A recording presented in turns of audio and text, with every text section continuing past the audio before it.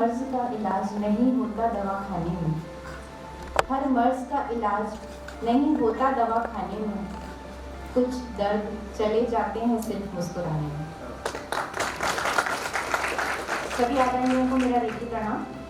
सखा माँ से मैं ध्यान के सिलसिले में जुड़ी, उन्होंने ही मुझे प्रेरित किया रेकी सीखने के लिए। मैं एक स्त्री रोग विशेषज्ञ हूँ। हम लोगों को एक साथ दो जान को संभालना होता है, एक माँ और गर्भस्थ शिशु। मजे की बात यह है कि दूसरे को तो हम देख भी नहीं पाते। ऐसी कई बार ऐसी सिचुएशंस आती हैं कि जब हमें लगता है कि हमारे मेडिकल साइंस से ऊपर भी हमारे पास कुछ ऐसी दैविक शक्ति हो जिससे हम दोनों को उस मुसीबत से बाहर निकाल सकें, दोनों की जान बचा सकें।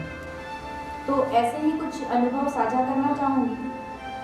एक बार पेशेंट एडमिट हुई हॉस्पिटल में। पहली बार देखने पर लगा कि शायद इतना बड़ा पेट है, 3 बच्चे शायद अंदर पल रहे होंगे। सोनोग्राफी की, 9 मंथ की गर्भावस्था के साथ ओवरी का 35 सेंटीमीटर का ट्यूमर था।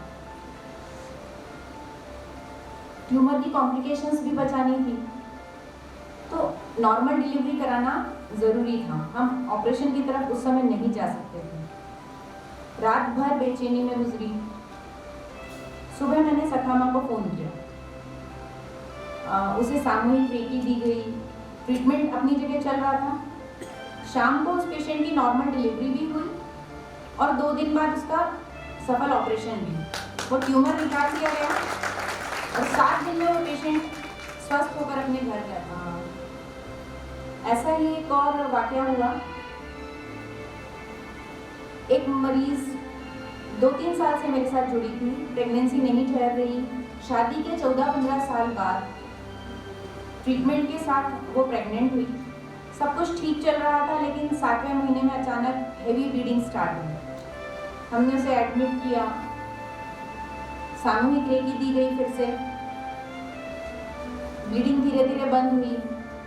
हम उसे कंटिन्यूस 1.5-2 महीने तक रेकी देते रहे एंड फाइनली 9 मंथ पे हम उसको एक स्वस्थ बच्चा दे पाए।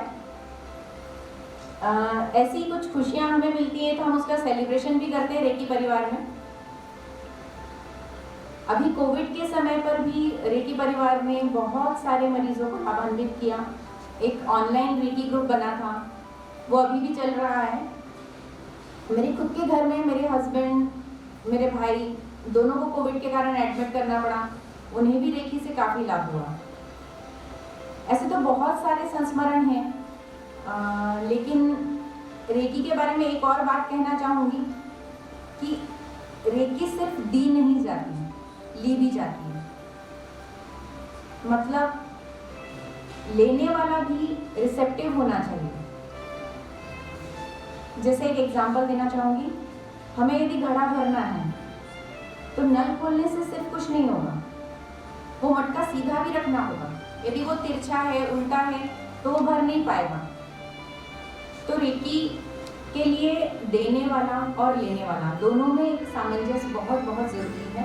और इसी के साथ मैं अपनी वाणी को विराम देना चाहूँगी, साधुवाद देना चाहूँगी कहवा जी, सखा माँ, पूरे रेकी परिवार को, जो इतना नेक कार्य सालों से निरंतर करते आ रहे हैं। अंत में, अगर आप किसी के दुखों में उसके साथ हैं, अगर आप दुखों में किसी के उसके साथ हैं, तो यकीन मानिए आपके सिर पर ऊपर वाले का हाथ है।